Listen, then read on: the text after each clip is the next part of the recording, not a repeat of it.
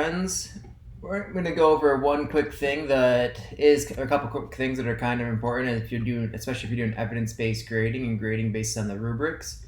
So we're going to go into the Canvas PLC course for this. What you need to do and make sure of is in the outcomes, click on the outcomes, make sure that there are only 3 outcomes in there. So SCP-2, 5, and 6. If these aren't the ones that you want to use, you could just click on them, go down, and if it hasn't been used, then you have a delete option over here. If you want to add your own, you just click Add Outcome, fill out all the information, and click Save at the bottom. There are some different calculation methods available. So I'll just go into one of ours that has a decaying average. This is the one part with evidence-based grading that Canvas does actually kind of a terrible job with, but there's no program out there that does it better, so it is what it is. But there are some different calculation methods. You can choose which one you want. Ideally, for evidence-based grading, there would be a mode average, so it takes the score that occurs the most, and you can set like, I want to take the score that occurs the most within the last like 6 or 7 scores or whatever. That would get you the trend part of it too, of what are they doing towards the later part of the year where they should actually be scoring higher. So that's not an option on Canvas. Hopefully one day it will be. Hopefully somebody will see this video and be like, that's a really good idea. But we'll see. But for now, decaying average, we set the last item worth 20%, so it weights the last item more, but it still is taking 80% of the grades before. Not perfect. This will get me a rough estimate of students' grades, but it's not going to be a final grade. I'm actually going to go in and look at their scores on their assignments to see how they actually did, so that I know like how they're actually doing in class. So once you're done with that, once you choose your method, you click Save. And then you can change up here too. You can insert different point values if you want. You can delete them. If you click Edit, you can delete that.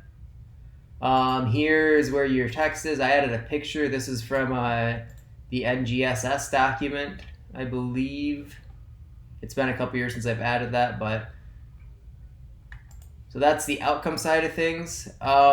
Rubrics, you can create these in the assignments, or you can create them here by adding a rubric, by clicking on rubrics over here, add a rubric up here.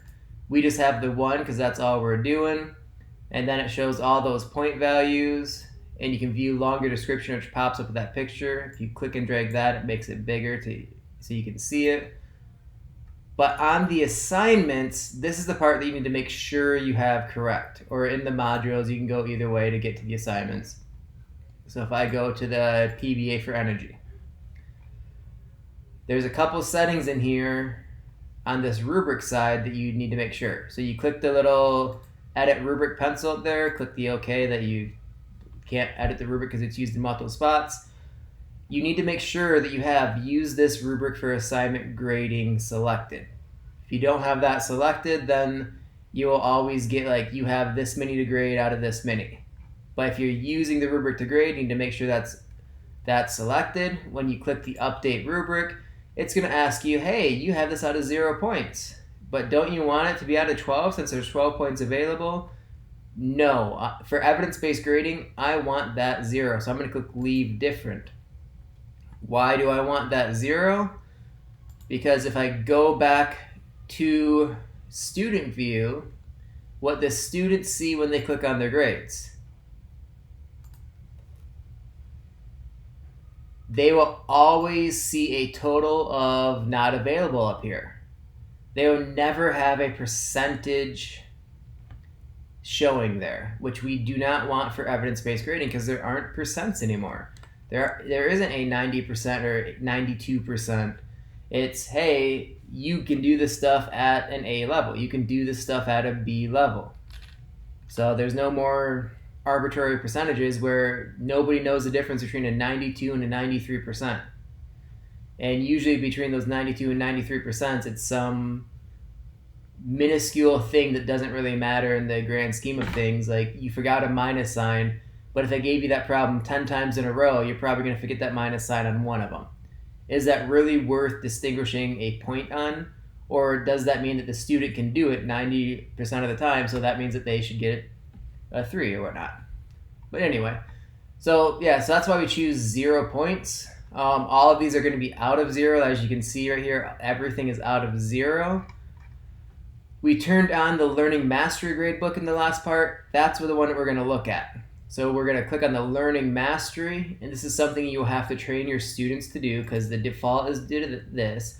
I wish we could turn off the assignments part of the gradebook and just have the Learning Mastery side, Canvas if you're listening. And then you have your 3 standards that they're being assessed on 21 times throughout the year. This is the entire year, so you have about 10 to 11 per semester. So if you click on this, it'll actually, when it's assessed, it'll show all of these scores here for students. And it'll actually show the rubric with what they got. And that's what I'm actually going to look at when I go to officially put grades in for students. I'm going to look at these. The top ones are usually the most recently assessed. So I'm going to look at the trends on the top ones. But I'm also going to look at the overall picture. Was a student getting a master on all of them from the beginning until the end? Were they getting a master on the ones from the beginning and then they started to fall off at the end? And that brings up questions asking why they were falling off. Or did they start off kind of poor in the beginning and then they're doing awesome in the end? So that's what I'm actually going to be looking at when I grade based on evidence-based grading. Again, that's getting me the mode with the trend data that I need for evidence-based grading. And it's not just like a normal average. It takes everything into account because they should do poor in the beginning. In reality, like most students are going to learn as they go throughout the course, so their scores should be better at the end, which is what we want to see, and that means that they know it. And whether they learn it in the beginning or learn it at the end, doesn't matter. They still learned it by the end. But yeah, if you have any other questions, shoot me an email or send me a message in Canvas.